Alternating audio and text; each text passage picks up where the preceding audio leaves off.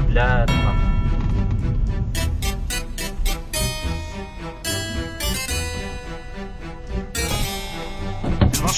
Да.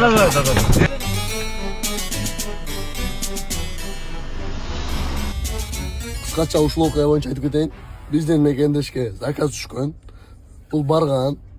Тияктан заказчилер чыгып айткан. Могу сумканы алып барып жеткирип кой. Эч ким барбайт дегенде биздин мекендешибиз кудай жалгап отмен кылып койгон ушу заказдычы.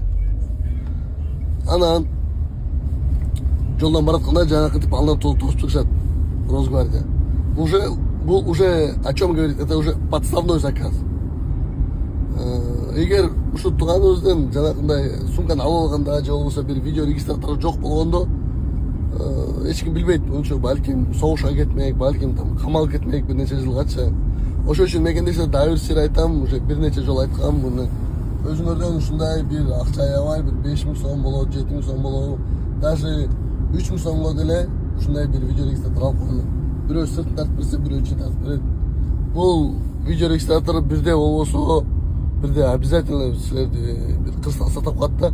Анткени баарыбыз билгендей эле кырсык эч качан айтырып келбейт. Все, аман эсен, сак саламатта болуңуздар.